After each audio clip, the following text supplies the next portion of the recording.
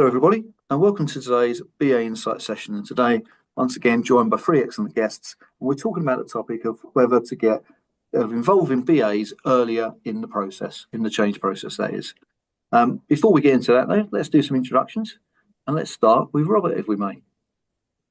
John and gentlemen, great to be here. Thanks for hosting me. My name is Robert Snyder. I live in Chicago in the United States. And my experience with business analysis in the profession is that I served as a BA for about 3 years earlier in my career. And bigger picture, I joke that if you were to try to conceive the most generic IT consultant you could, I might qualify. There we go. We enough? might run I'm not sure we'll run a competition at the end, Robert, for that one to prove that one out, but appreciate the introduction anyway. James, over to you for your introduction, if we may. Yeah, hi. I'm James Archer, and I've been a business analyst for over 20 years. Currently, I'm working for Colliers, which is a commercial real estate business. And previously, I helped sort of set up events for the IIBA in the UK. And then I was one of the co-founders of the European Business Analysis Conference. And I co-edited a book called Business Analysis and Leadership with Penny Pullen. Excellent. Thank you very much, James. And definitely good to hear Penny's name mentioned. Hopefully I'll have a Penny on here as a guest soon. I know she's put her name down for a session. Brilliant. And Kennedy, it'd be good to have your intro, please. Hello, everyone. How are we doing? I'm Kennedy. I'm overwhelmed, right? A couple of people, I'm hearing 20 years, 10 years, 15 years of experience. Well, I have 3 to 4 years in experience in business analysis. I currently live in Nigeria, western part of Nigeria, Lagos. I work for Venture Garden Group, which is a software company. I work for the remittance division, which means that I help with product development ideas around how to ensure, improve remittances into Africa as it stands from all around the world. So that's pretty much my focus. One of my really special abilities as an analyst is my ability to design documentations. I see that as my most outstanding part of the career, even though traditionally that's not necessarily where you'd see most business analysts excel, but I'm just really good with designs, especially when it comes to professional document design, and that's pretty much my thing. Pretty young, still under 30. I know I have a lot to learn, and I'm amazing. I'm happy for the opportunity that I have today. Thank you so much. Brilliant. Thank you, Kennedy. And I mean, what you've said there as well, I mean, from past conversations with others in these sessions, I know that there's a lot of bubbling artists in the BA community as well. So what you said doesn't entirely surprise me, that's for sure. All right, perfect. Well, great, Jez. I think I've got 3 good experts to be able to talk about this particular topic. So maybe we'll start first question to you, Robert, really, in terms of, what's your opinion on whether to have business analysts involved earlier in the change process? My super short, flippant answer is yes and hell yes. And I think it's useful to reduce the ambiguity about exactly where. So we could think about where are the downstream places that BAs might contribute, and that would be design, build, test. And we can think about the upstream places and documentation that BAs contribute, future state process, a project charter, even more upstream, the decision and the prioritizations of what projects proceed and get prioritized. And I think that the furthest upstream place that BAs can and should contribute is current state, being very close to the customer, developing customer empathy, getting that stuff on paper to be able to isolate what are the most valuable, right? BAs really lean into value. What are the most valuable disruptions and innovations that we can make in a very pointed, concerted manner? So again, my short answer is yes. And a little elaborating a little bit, it's wherever the BAs detect that they can uniquely contribute. Yeah, I would agree. An excellent start, Robert. Thank you. James, good to hear your view. Um, I think I think it's about helping identify what the real problem is, because if BAs aren't involved early enough, then there can often be a tendency for people to look at how are we doing things now, and that will really inform how we do things in the future. I work with James and Suzanne Robertson, who have recently released their fourth edition of Mastering the Requirements Process. And one of the techniques there is called How Now Brown Cow, which is the English pronunciation. And it used to be used in elocution lessons to get you to speak the Queen's English properly. So, how now means how do we do things now, what technology, who does what, the roles that people have, etc. And then it's around, well, what is it we're doing now? So, getting to the essence of what the real business is. And that then enables you to think about, well, what do we want to do in the future? What do we, as a business as a whole, what do we want to change here? Are there some new business rules? Is there some underlying data that is going to be different? And then using that perspective, it opens up the options really for how we could do things in the future, which is giving you more options for what technologies you could use. Because I think all too often, many businesses, people will look for a technological solution rather than thinking about what is the real business problem that we're trying to solve here. Yeah, I definitely agree, James. I mean, it's interesting. I spend a lot of time coming into projects, quite a way into it sometimes, where they've already decided a solution and actually not always the right solution. And Yeah. having that involvement from a BA much earlier would negate those situations. I'm sure we'll talk about that in a bit more detail, but yeah, it certainly But resonated. I think that another issue is the scope. And I think all too often there is pressure, particularly as everyone project manager, to keep the scope as narrow as possible. Whereas in those, if you're in, if you're involved in the very early stages, it gives you the opportunity to look at the work as a whole. Um, and there could be some opportunities there that you want to look at before you narrow down the scope. Yeah. Kennedy, what would be your opinion? To be honest, we've had James speak, we've had amazing stuff already. And one thing I pick up is I believe that change is a continuum, right? Where you have a current state analysis and you have a future state analysis, and the gap between that is that change, right? So I believe that there is never an early point because it's a continuum. It keeps happening. Like it keeps happening. Once a future state ends, it becomes a current state for another future state, and that keeps on going. So I honestly believe that the BA should be in every single stage. And one amazing thing that was previously said was that, the business needs to be clearly defined. A good example, live example that I made was that we're meant to build a product for the Kenyan market, right? And what we're meant to do there was to see how we could ensure stable coins could be paid out of Kenya and into Kenya through remittances, right? And we met a partner in Kenya, right? I may not be able to mention the name because of NDAs, but we met a partner in Kenya, and before meeting the partner, we had the senior management already discussed technology, already discussed business. So I got into the place and I was asking, what are we trying to solve? What is the problem? What's the need? And no one seemed to listen. They were just saying, we needed to do that API integration, this API integration. And I'm so confused because essentially, fundamentally, there was no grasp of the current state analysis, right?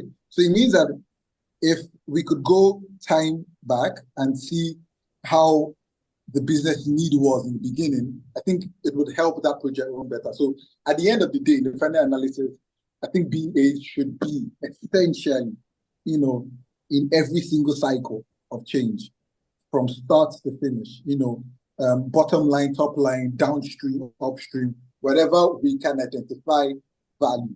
I think that's where we should be, and I think that kind of caps everything up. Yeah, interesting points you've all made there, and I totally agree. I mean, I think having that awareness of the current state as BAs tend to do, and would naturally go into a bit more detail on perhaps than others, is a really good opportunity for them to think about, not just a problem or a solution, but think about holistically what many problems could be across the process and opportunities there are that could be worth exploring. And possibly if they're in that mindset, they could also be, analysing the relative merits and benefits of each of those proposals at that early point. And I say BAs, I mean, possibly for some examples in practical, it'll be a single BA, but it can be a pool of BAs that do that exercise. Certainly from my experience, I think it can inform as well, some of the decisions you make later on can be helpful, knowing what's gone on in the early conversations, knowing some of the earlier stakeholders, and maybe being aware of some of the conversations that might have precluded some scope, so you don't have to revisit it entirely. But I'm in danger of revisiting the 3 good points that you've all made and adding no value to it, so I will stop there. But I wonder, James, I mean, just building on that point, what are the benefits really of having BAs involved at the inception stage of any transformation?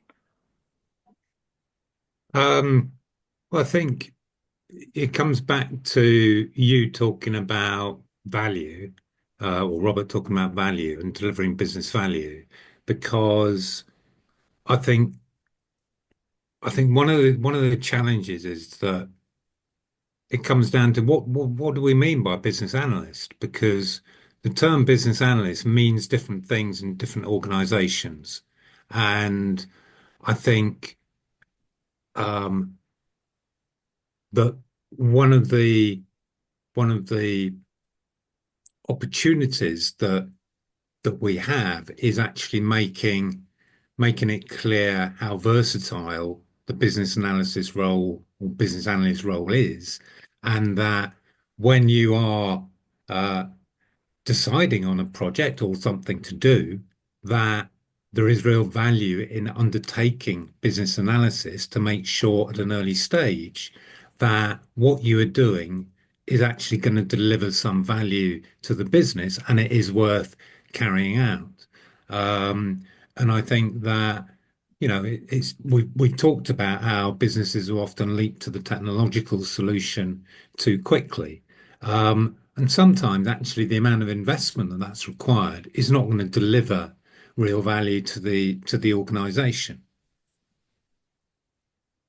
Kennedy, what would be your view?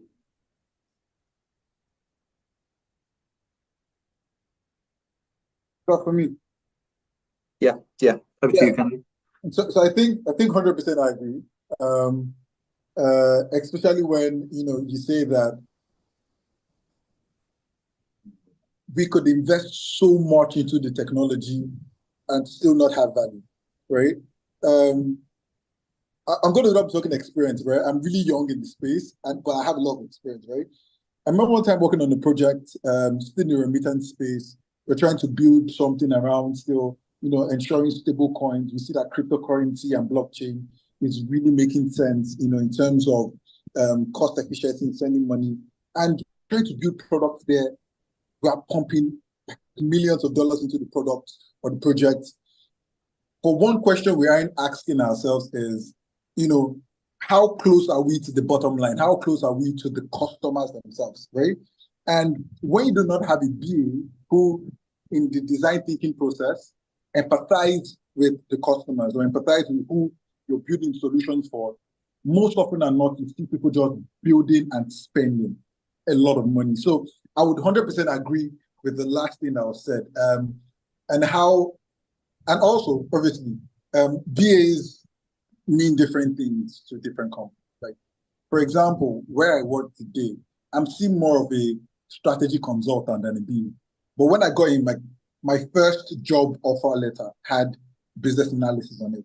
But today, I work in the capacity of a consultant. So conversations that you wouldn't see traditional BAs in, I would be there, right? I would make decisions on markets to go in. I'll make decisions on that. So I think essentially it's important to grow and evolve as a business analyst, pick up new skills, expand, never limit your scope. But at the same time, we also need to be able to help companies not waste money, but make sure that we're solving an underlying problem, right? And make sense at the end of the day. So 100% I agree with some of the points made already. And that point, Kennedy, I mean, it's a really positive one, because I think there isn't maybe sometimes a lot of thought goes around defining the problem, being clear on it, and maybe there's initiatives out there where they're solving a symptom of the problem rather than a root cause. And actually having a BA involved in those earlier stages on those problem-driven projects will mean that we think more about the root causes and we try and solve those rather than these symptoms that I mentioned. I know there's plenty of more good examples to it. You've done a better job than I have, but interesting points. Robert. I believe that the typical BA has unique skills to help a team keep focused on the bigger picture instead of risking being siloed in project-specific matters.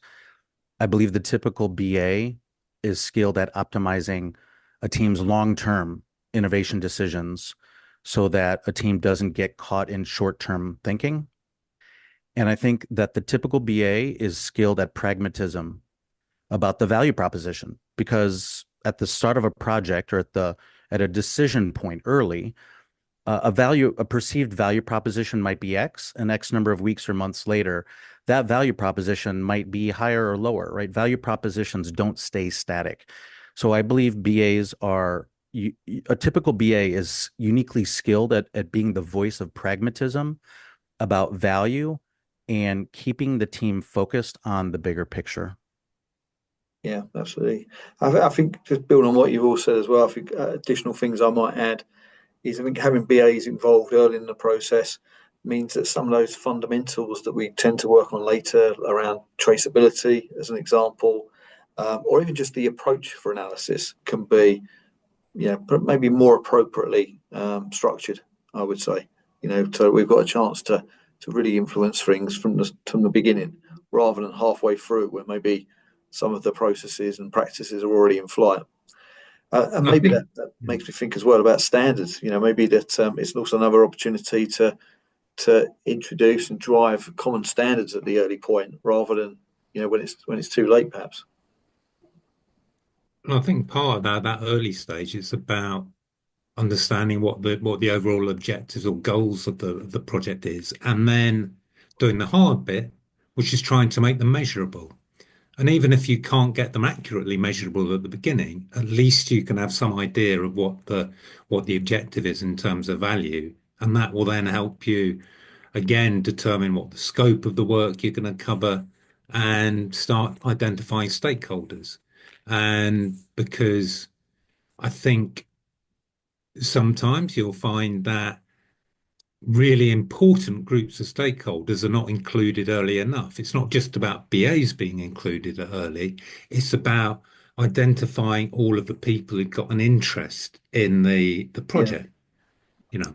I'm working on a finance program, and it's really important to make sure that the business side is actually considered and the impact on them, the front line is really thought through, as well as just what the key stakeholders of the project are interested in.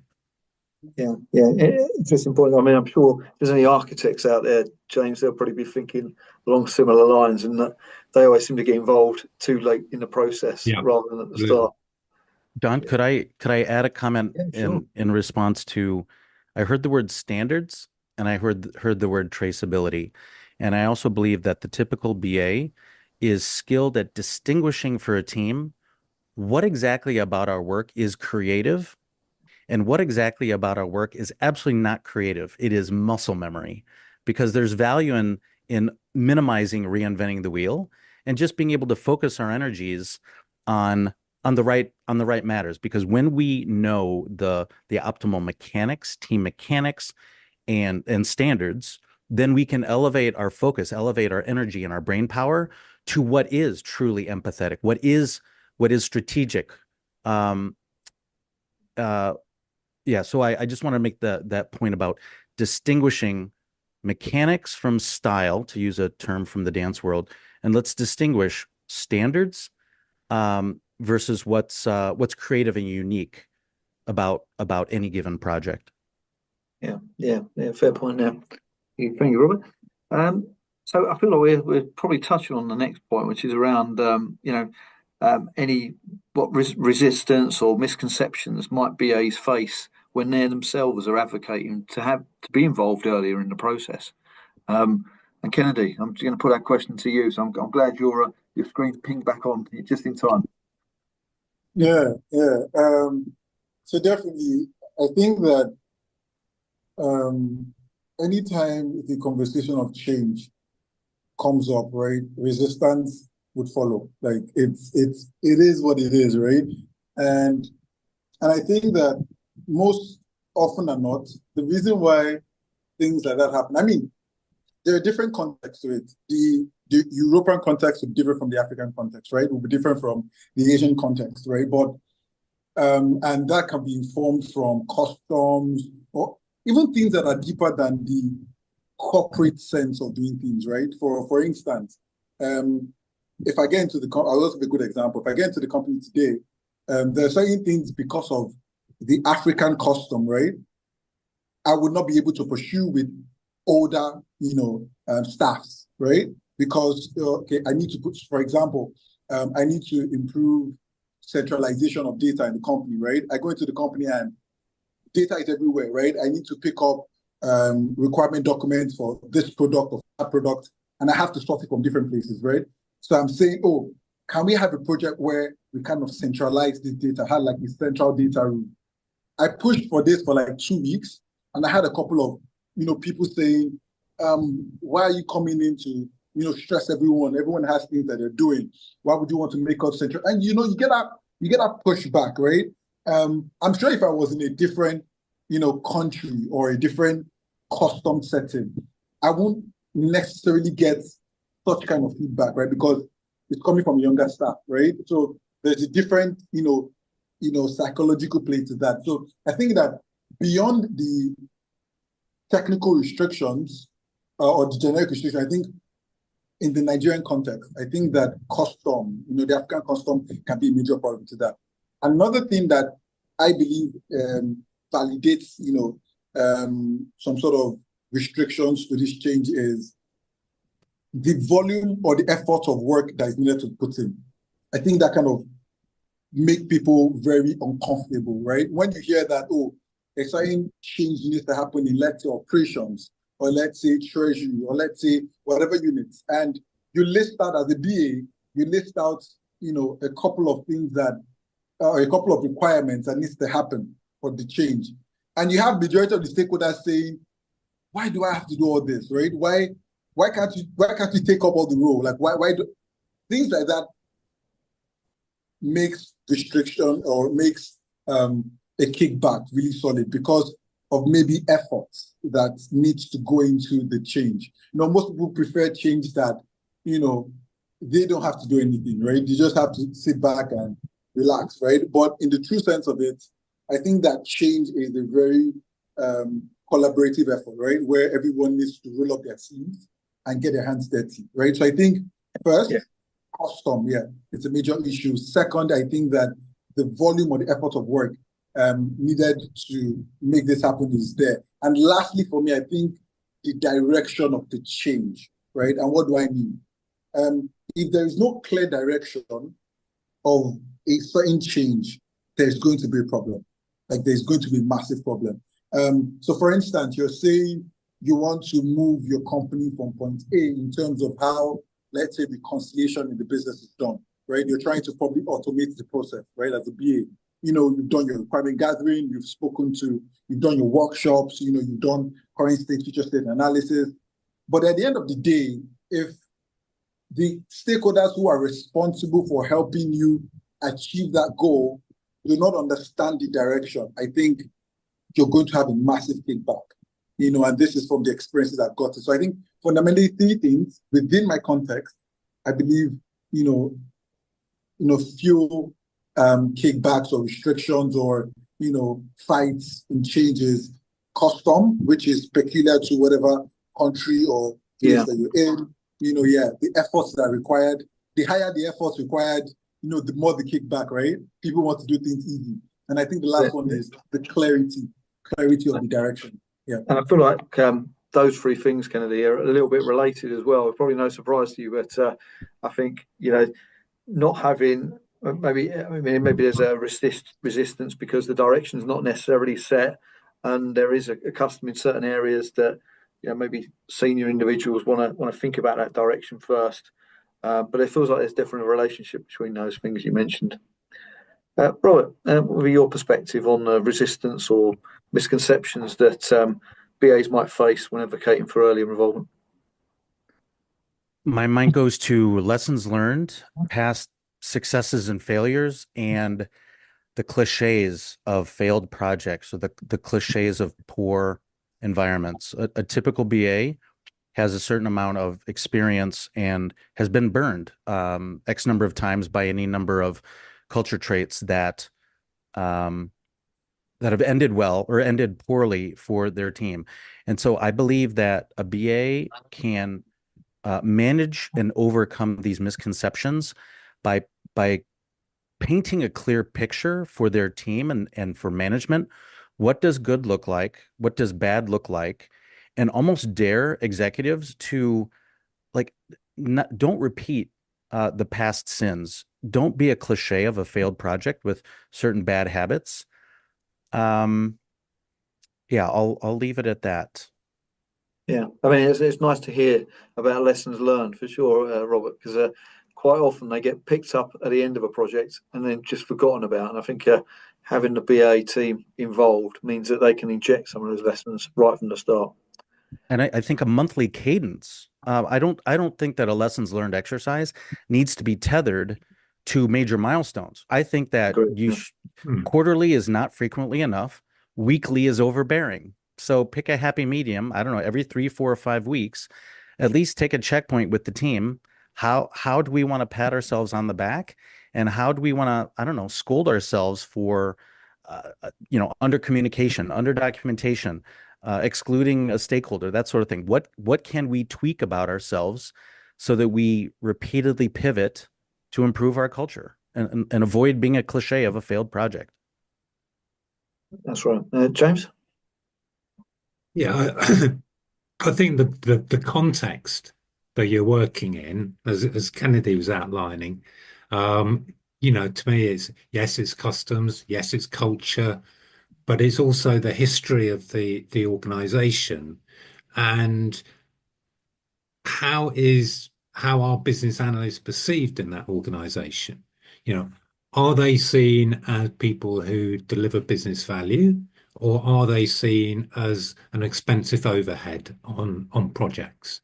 And I think that it is depending on how the organization or key managers perceive business analysts, it then enables you to think about it from their perspective, which then enables you to develop a strategy that will be applicable in your organization.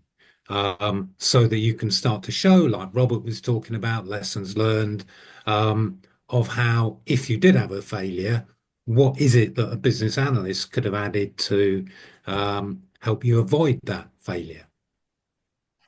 Robert, what would be your view on building on that point that James just made there, in terms of how BAs can position themselves as valuable contributors during the early stages of ideation or problem solving or projects? I think I like the idea of really leaning into profits and costs. For those of us who are well-paid BAs, whether or not we're well-paid, all of us are underpaid. Let's not kid ourselves. We're all underpaid. However, we could almost joke to say, as expensive as I am for this company, I am helping this team pursue amazing revenue opportunities, and I am helping internally us, although projects are expensive, this project, and I am uniquely contributing to an effort that is reducing the marginal cost, the ongoing costs of the business. So I think that I advise everyone lean into the money aspect, the cost profile, how you as a BA, how you help reduce costs and how you help pursue the most, lucrative, the most revenue attractive opportunities.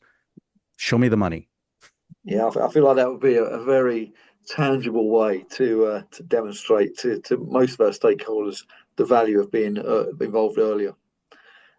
James, what would be your opinion? Well, I mean, one of my old favorite techniques is creating a context diagram and doing that in combination working with the business, because that helps you uncover some of the complexity and identify who are all the different bits and pieces and how they connect together, both in the as is, but also then that helps you, look towards the future state that you are thinking about. And doing that, you know, in a workshop with a group of stakeholders and talking through their processes together. I think, I found in projects, you spend 2 hours, 3 hours creating, that early thinking, that context model of what is not just of the technology, but of what is the work that is carried out. And what are all the things that happen in the outside our work that our work has to respond to?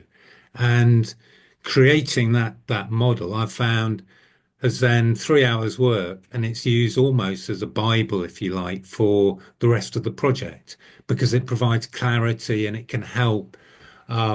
Basically, everything can be derived from that in terms of your requirements. I think that's an excellent example, James, of where the BA skills and one of the models that they'll be using can actually provide that benefit right from the start. And I don't see anyone, and maybe I'm doing a role in service, but I don't see anyone outside the BA team putting that together, possibly with the exception of architects. But it's generally the BAs that will put those context diagrams together that would help everyone concerned. And I think there's a very blurred line between a business analyst and a architect. And I think that one of the things that has happened over the last, say, 20 years is the number of roles has proliferated. And whereas a BA can have their foot in so many different camps. So, in fact, user experience, for example, is another example. Business change. It's been able to understand at that early stage what the impact on the business will be without necessarily having to manage that business change, but identifying those challenges that any project would face. Yeah. I mean, immediately makes me think about that critical thinking as well that BAs tend to apply. Really does help. Kennedy, we appreciate your perspective on that point around how BAs can position themselves.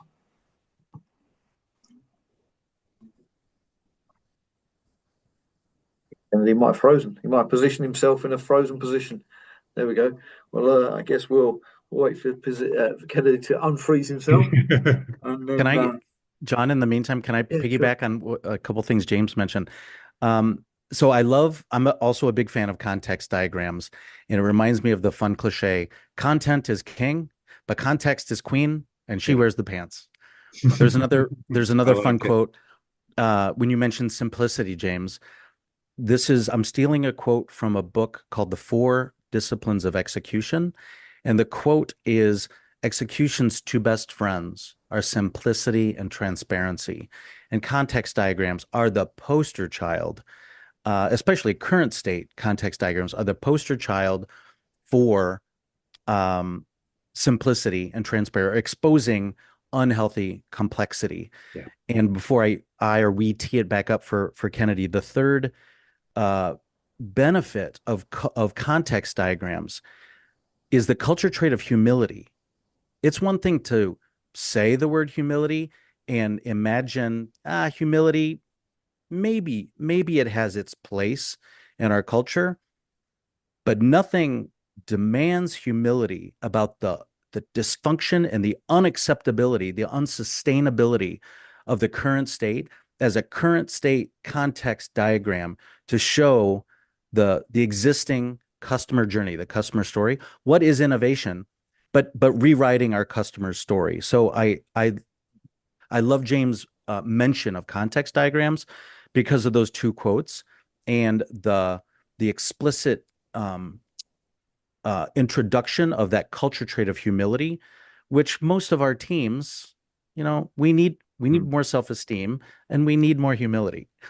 Yeah, couldn't agree more. Kennedy, what would be your perspective on how the BAs can position themselves to get How the terrible network. Sorry, Kennedy, say it again, please. Am I audible? Just about, yeah. We're losing Kennedy. So I think that can you hear me? Yeah, Yes. we got Kennedy. Yep, carry on. Good. So I said that. So what I think is, before we show or before we depict whatever value that we have, I think first off we need to know what's important to the business, right? So my company is bottom line, right? As Robert said, show me the money. Like my company is show me the money, right? So if you're able to focus in on how much revenue opportunities can I get the company and how much money can I save the company, then your value or then your perceived value to the company is so much bigger, right? Because you understand essentially what the company wants. But there are other companies like probably Apple, right? That's focused on disruptions, right? They're focused on, what's the new idea? What would make customers cringe? Like what would blow their mind, right? That's what they see as value. So anyone who comes up, or a BA that comes up and thinks in that line, things in products, things in disruption, I think the company would value that person more than someone who's just focused on numbers, right? So I think essentially your ability to understand what is important for the organization, what is your objective, then your efforts as a BA behind that would definitely give you more value. When I got into the company, I remember my first month or first 6 months of joining my company. I was this guy who would think, oh, let's do this with the product, let's do that with the product, And over time, I noticed that no one was listening. I wasn't focusing on, how do we make money? How do we save costs, right? And with time, I learned that was it. Like that was the focus of the company. If you're not making money, then they don't understand your ideas. Your ideas don't make sense to them, or else able to draw up the benefit cost analysis and drive it home. So I think that's pretty. So I lean in with what Robert said, and with context diagram, making things easier for people to understand. I think there's also a very amazing way to champion yourself in terms of value to your company. So those are my points. Really simple. Yeah. And I think, you obviously emphasised the points there that Robert made and James, which is perfectly valid. And I would agree. I think, we can't forget the fact that organisations we work for, they're trying to turn a profit. They're not. Some are probably charities as well. There are charities out there, but those that aren't, profit and revenue are important. They are an obvious language to start communicating in. I think if we can try and emphasise the benefits of earlier BA involvement by focusing on the financial benefits of doing so, I think it can only help. And hearing some of the examples we've spoken about as well definitely makes me think about the natural structure and skills that BAs have to bring some of these key messages to the fore early. I think as well, the transparency that BAs bring. If we are involved earlier in the process, then the transparency is there earlier in the process, as well as the structure that we bring as well. So, but I'm only in danger again of repeating some of the good points you made, but hopefully my little tidbits are useful. So we covered thinking about how BAs can position themselves. I wonder, is there something that BAs can do as well to help like improve the culture within their organisation? James, I'll put that to you really in terms of improving their culture to mean that the organisation around them is embracing that early input. I think it comes down to seeing the role of, the importance of the leadership role of business analysts. And by that, I don't mean a formal leadership, but a much more informal leadership. And I did some research of getting hundreds of business analysts to complete this questionnaire that really came from Coos and Posner, who have a book called The Leadership Challenge. And they looked at what are the characteristics of admired leaders. And the four most important characteristics that people across the world have identified, tens of thousands of people have completed this over the years, are being honest, forward-looking, inspiring, and competent. And I think that when we did that survey amongst business analysts, it pretty much mirrored those four as the top four, with the exception of an investment bank, which I did about 100, had about 150 BAs, and we got 150 BAs completed it. And interestingly, the one honest was really low down. And I think that says a bit about the role that I think business analysts there were much more technical business analysts with a much more limited focus in terms of what they actually did. And so when you look a bit more, I think it's about modeling the way. So in terms of any workshops we run, understanding the values of the organization and, talking about collaboration, making sure that everybody is included. You can do that simply by just setting up some rules in any workshop that every idea is welcome, etc. And then it's about being able to help support the development of a shared vision, which really plays into our skills. It's about challenging the process, which is obviously at the heart of what we do, enabling others to act. Therefore, it is so important that you're actually building that trusting relationship with people so that you're actually uncovering the real picture and not what they feel they're obliged to say. And then encouraging the heart is the other aspect of admire leaders, which, really means getting excitement, bringing that fun element, if you like, into projects as well, and making people look forward to engaging with business analysts instead of, and then being really thoughtful about what information you play back to people. It's not about necessarily a 20-page, 30-page document, but it's understanding and adapting to the audience you're trying to talk to. Yeah, absolutely. And Kennedy, I think you've probably got something to build on from an excellent point from James.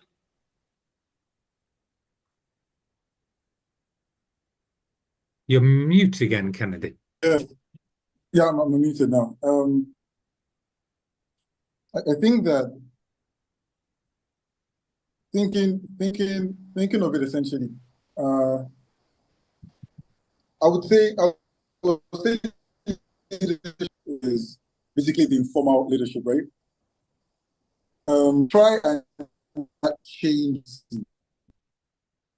the culture. I think that's one thing that has driven me as a young business analyst, right? I noticed that it takes me more time, more effort to try and convince or try and sell a certain positive culture, than just be that culture myself, right? I want to see humility, if I want to see proper communications, if I want to see vulnerability, if I want to see, collaboration, in places. What I do is to say, look at me as an example, right? I'm not going to explain to you what it means to be humble. I'm not going to explain to you what it means to be honest. I'm not going to explain to you all these things. I'm going to tell you look at me, like take a good look at every single thing I do every single day. And with in the last 1 year, I tried that, and I've been able to change. I think last quarter for an influencer award, right? And the only way I could have hit that with the number of years I have in the company is because I try to lead by example, right? I wasn't to do the whole leadership. Let my actions speak. I think, to be honest, that's the strongest way to drive home your point, try to influence positively in the organization. So. Yeah, and it makes it, well, you said there, Kennedy, sort of really makes it a bit more practical and easy for people to enact. I mean, definitely, the leadership is important, as James mentioned, but it shows that just by leading by example, really, and just demonstrating the values that culturally that we want to see as BAs, it can put us in control of actually, by demonstrating the right values, hopefully that'll proliferate across the organisation. Robert, good to get your perspectives on the same point. I think that it's helpful for business analysis professionals to have language that really clarifies what the culture is when a team is reactive. And so I wrote down some words here as I'm listening to James and Kennedy. The words that I believe BA should have to describe reactive problem solving.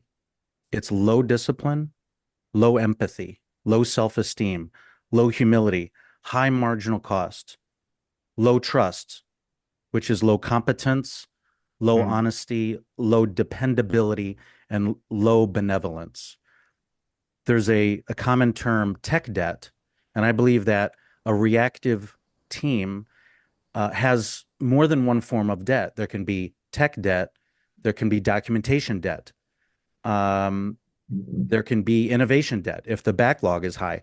And if you're executing a methodology from 2 decades ago, maybe you have methodology debt. And so the converse of that, the upside, the positive version of that, proactive engagement, it's high discipline, high empathy, et cetera, et cetera. I won't repeat all those. So that's more conceptual. And then I think that, because the topic of meetings is so timely, when we think of how the typical team treats meetings, our approach to meetings ties into this question. If we're a team that talks, meeting minutes, talk, hey, Johnny, take notes, scribe, or let's just delegate it to AI. This is my first example of reactive problem solving, because a team might not grasp, like, what exactly do we do that's worth documenting? So the inverse of that is being very clear about what do we do that's worth putting on paper, and let's go chase that. And then in the back seat are meetings and emails. And so going back to that, well, taking that behavior and that shift of communication channels from making meetings your servant, not your master, this ties into the question about proactive engagement, because we can shift the money, the cost profile from, if you're addicted to meetings and emails, why is that understandable? Low upfront cost. But when we grumble and complain about meetings, why is that also understandable? High marginal cost. And that's being reactive. So let's choose the other cost profile. Let's understand, why is structured documentation so unpopular? Significant upfront cost. Okay, guilty as charged. But why is benefiting from documentation popular? Low marginal cost. And so low marginal cost, well, that's conducive to profitability. And that shows us that we pursued the work, the collaboration upfront. That is proactive. But we just have to choose our cost profile. Do you want most of your labor, most of your working day in reactive mode, scribing meeting minutes? That's not attractive financially. That's high marginal cost. And instead, I hope that BAs will choose the cost profile that is proactive, that is high upfront cost. And that's financially beneficial, because then our marginal cost to change our mind, to build upon the project charter, the context diagram, et cetera. So documentation, a lot of people, shrug at it or even dismiss it as too much work, or more work. No, it is the work. It is the work that helps us reduce marginal cost, and that is conducive to a proactive culture. Just building on those excellent points, Robert, as well. I mean, I think it's a good opportunity to involve the BA team from the start. So rather than it just be one individual leading by example, whilst they should demonstrate the right behaviours, as Kennedy said, it's a good opportunity to get the BA team involved right at the start, seek guidance from them and their opinions from them on what they can improve continually, feed that in to the process from the beginning of every engagement through to the last, and that's going to hopefully improve the culture within the BA team. But it won't be long before that positive culture that's in the BA team is going to drift into the wider business stakeholders, wider change stakeholders as well, I believe. Yeah, I'd like to float a new idea, a new definition of agility. Over the last 20 years, the definition of agility has been either high frequency or speed. And I would ask you to consider a third flavor of agility that I call low marginal cost. It isn't free, but it reduces unhealthy friction, and it makes life easier to pivot, change your mind, build, etc. So I would ask everyone to consider, if you like the notion of agile, instead of being obsessed with speed and frequency, consider being obsessed with low marginal cost. Yeah, and I think that seems like probably a good place to pause a session and end the session, I would say, Robert. But appreciate your insight, gents, as usual on these sessions. Always interesting, always glad to hear different perspectives. Feel like we could probably go on for another few hours talking about this topic, but you'll be pleased to know I won't ask for you to do that. No, thank you very much. I think what's clear though from our conversation is there is definite benefit in having the BAs involved in any and all stages across the life cycle of change, but particularly getting involved earlier on. So we can demonstrate all those benefits we've been talking about for the last 45 plus minutes, I would say. So beyond that, probably to say thank you, each of you, for attending and for sharing your insight. I'll definitely look forward to hearing from you in the wider BA community, whether that's through IIBA events or through posts on LinkedIn or elsewhere. But thank you again, gents. Thank you. Thanks for hosting us.